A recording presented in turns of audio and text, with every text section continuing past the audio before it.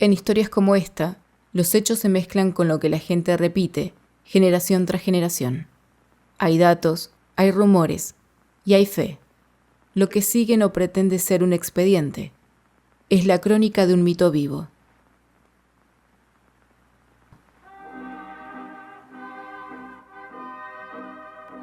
Escuchen atentamente los susurros del terror en la hora de lo macabro. Una experiencia auditiva que desafiará sus sentidos y perturbará su mente.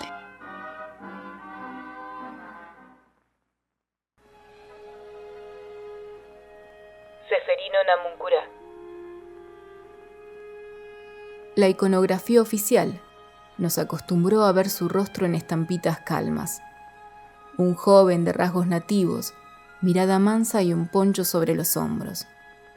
Los textos escolares tradicionales fijaron el relato del santito indio de la Patagonia, un modelo de obediencia, piedad y conversión religiosa. La Iglesia Católica terminaría de reconocer oficialmente su figura al beatificarlo en 2007. El expediente del Vaticano documenta la curación inexplicable de Valeria Regina Herrera en octubre del 2000. La joven padecía una enfermedad grave con un pronóstico muy complejo, y su recuperación ocurrió tras pedirle un milagro a Seferino Namuncurá. Tras el peritaje médico que confirmó la desaparición del tumor sin intervención terapéutica, este suceso fue aprobado como el milagro necesario para la beatificación. Pero detrás de los relatos de milagros, la realidad histórica muestra un proceso mucho más crudo. El respeto que demanda su figura no proviene de las virtudes de sus altares, sino de su realidad, dentro de un proceso histórico violento que afectó directamente a su comunidad. Para comprender su tragedia, es necesario desarmar la idea del huérfano desamparado. Seferino nació en 1886 en Chimpay, Río Negro, en un territorio marcado por el estruendo reciente de las armas. Era nieto de Calfucurá e hijo del gran cacique Manuel Namuncurá, líderes que gobernaron las Pampas y resistieron el avance del ejército argentino. Su nacimiento ocurrió cuando su pueblo acababa de ser militarmente derrotado y despojado de sus tierras ancestrales en la llamada Conquista del Desierto.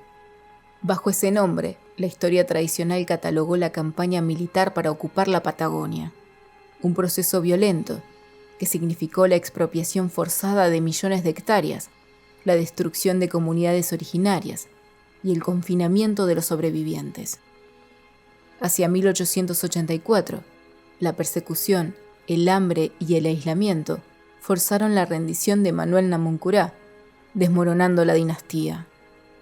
En ese escenario, los misioneros salesianos comenzaron a expandir su presencia en los territorios incorporados.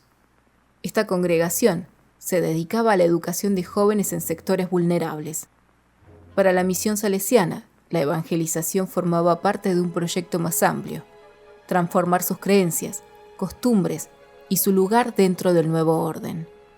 Seferino terminaría convertido en uno de los ejemplos más visibles de este proceso. A los 11 años, en un territorio profundamente transformado, su padre aceptó que fuera llevado a Buenos Aires para ser educado.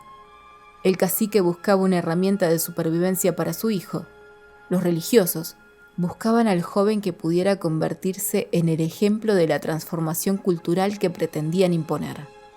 Seferino ingresó al Colegio Pío IX de Almagro, un entorno donde le impusieron una nueva vestimenta, lengua, hábitos y forma de entender el mundo. Muchos investigadores analizan ese proceso no como caridad, sino como un despojo de identidad. En Buenos Aires su salud comenzó a deteriorarse. Lejos del viento y la sequedad de los valles patagónicos, el joven contrajo tuberculosis. En un intento por preservarlo y presentarlo ante las máximas jerarquías europeas, sus tutores decidieron trasladarlo a Italia en 1904.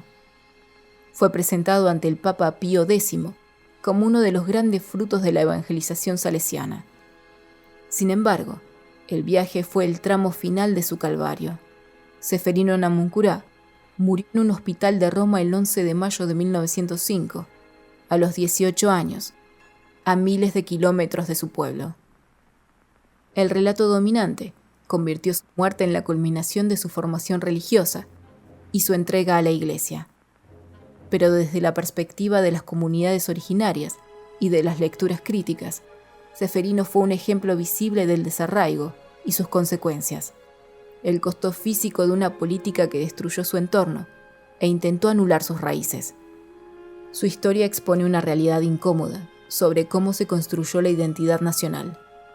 Durante generaciones, el pueblo argentino creció consumiendo exclusivamente la versión de la Iglesia y el Estado, sin otorgar un espacio equivalente a la voz de las comunidades nativas. Quedó relegada, considerada una cultura inferior, que debía ser abandonada y reemplazada, bajo la premisa de que la civilización europea era la única vía digna. La Iglesia Católica se consolidó como la creencia mayoritaria en América Latina, a través de un proceso histórico de imposición y desmantelamiento de las espiritualidades locales. Reconocer el calvario de Ceferino implica comprender que no hay motivos para subordinar una memoria histórica sobre la otra.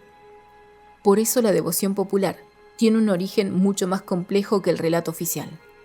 Nació en la Patagonia, entre personas que reconocían en él la historia de un joven mapuche y el sufrimiento de una comunidad entera, ligada a la derrota y la transformación forzada de todo un pueblo. Al final del día, despojados de la retórica eclesiástica, queda la figura histórica de Ceferino. Su memoria no se sostiene en los milagros de las estampitas, sino en la cruda verdad de su biografía. Murió lejos de su pueblo, dentro de una institución que había contribuido a transformar su identidad, y en un país que había destruido el mundo al que pertenecía. Décadas después, el resultado de esa transformación sería presentado como santidad. La pregunta es, ¿qué estaba reconociendo realmente la Iglesia? ¿La vida de un joven mapuche? ¿O el éxito de un proceso que había conseguido convertirlo en otra cosa?